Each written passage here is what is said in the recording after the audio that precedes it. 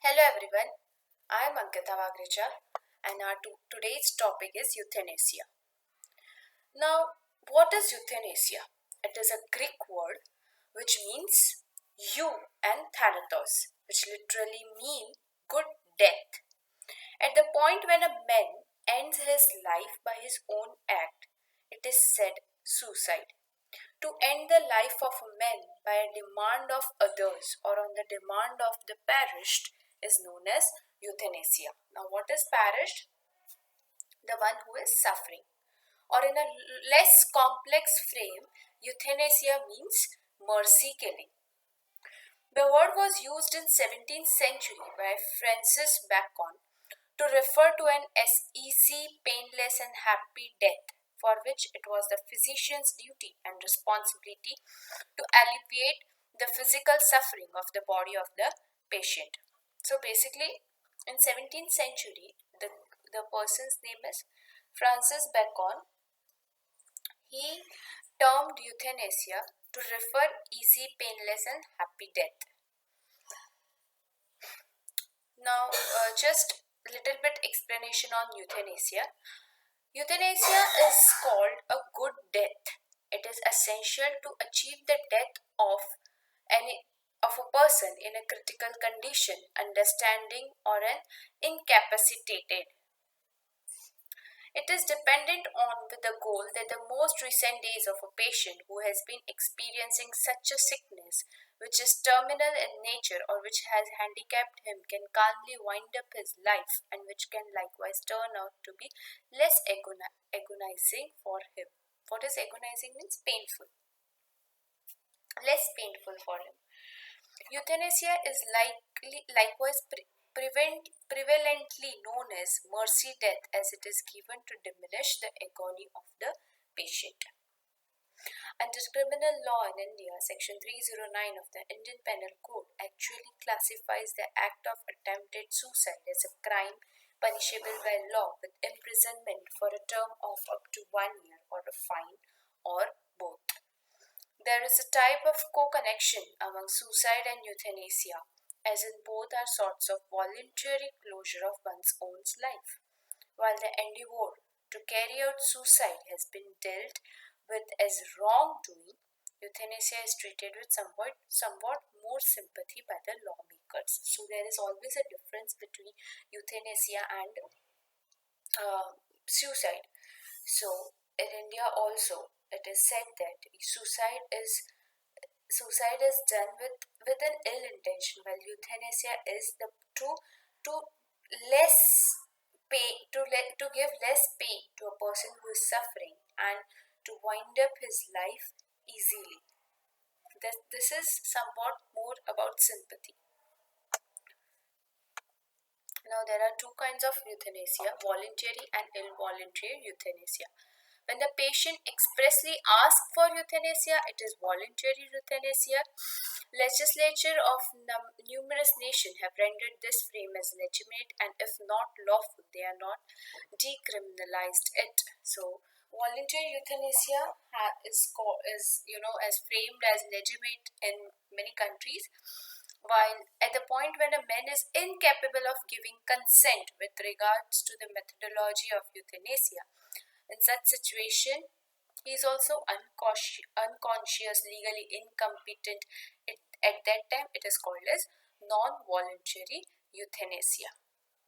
You will get more explanation about both of it in this later.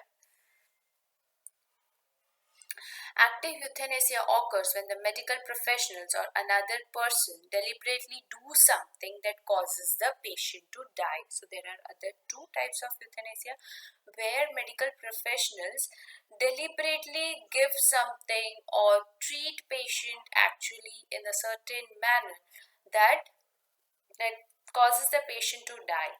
While in passive euthanasia, when the patient dies because the medical professional either don't do something necessary to keep the patient alive, or when they stop doing something that is keeping the patient alive. For example, switching off the life support machines, disconnect a feeding tube, don't carry out a life extension operation. So there is a difference between active and passive euthanasia. in active euthanasia, they literally give something to the person to causes the patient's death.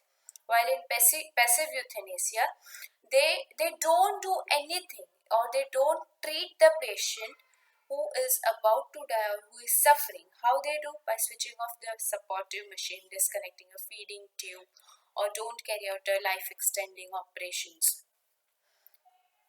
or don't give them drugs or anything, because of which the patient may die. Now, in Indian legal context, the case was Arun Ramchandra. He was observed to live in a changeless vegetative state. Vegetative state means no response from the body. He is just alive but with no actions. Changeless vegetative state. However, her mind was observed to work a bit. She had no relation and was dealt with by the Chem Healing Facility staff in Mumbai, where she had been acting as a nurse before. So she has no relatives, no one, but only a staff. Her staff members, where she was working before in Mumbai, was only there to support her. Be that as it may, the case drove a two-judge seat of the Supreme Court comprising of Markandev Karju and Gyan Sudha Mishra to give profound thought to the entire issue of allowing euthanasia. So now the case comes about euthanasia. So there was two judges who were given this case. The bench ruled out active euthanasia. So active euthanasia was not favorable, and it was ruled out, but held that passive euthanasia may be allowed in suitable cases subject to certain precautions. If the patient is conscious, his or her own wishes have to be taken into account. So here the court said that yes, passive euthanasia can be done, and if the patient is conscious, his or her own wish has to be taken into account. On the other hand, if the patient is in coma, so if it is in coma, or the wishes of the near relatives have to be taken into account. In case no near relation, so if the patient is in coma, so the wish of a near relative has to be taken. If there is no relation, this is, we are talking about the same Aruna Ramchandra, in which she has no relation. So in such a case, hospital staff can take the initiative. Then the matter has to go to the High Court, and a bench of at least two judges have to make the decision. The bench is to constitute a team of 3 competent doctors to come examine the patient. In addition, what has to be done? The bench should also ascertain the views of the state and the near relations of the patient. The Supreme Court ruled that this procedure should be followed until Parliament had legislated on the matter. So, India has as such no laws on this, but Supreme Court has said that passive euthanasia can be allowed, and a patient consent has to be taken, and if he or she is in coma, the consent of his near relatives has to be taken, and if there is no near relative, then the staff the medical staff can take an initiative. The case could have easily been dismissed in keeping with the law passed in an earlier judgment in Jian Kaur versus State of Punjab. So Jian Kaur versus State of Punjab was the first case where it was decided that the right to life as guaranteed under Article 21 of the Constitution does not include right to die. The court and honorable judges were struck by the unique needs of Aruna's case and reopened issues pertaining to the question of whether the right to die is included into right to live. Now there is a bill.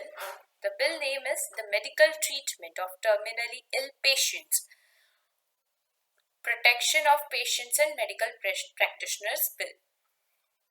What does this contains? The draft bill, which was proposed in 241st Report of Law Commission, manages the subject of passive euthanasia and will of living. It is a deed in which a man expresses his or her desire to have or not to have unprecedented the life not known. What is unprecedented? Unprecedented life.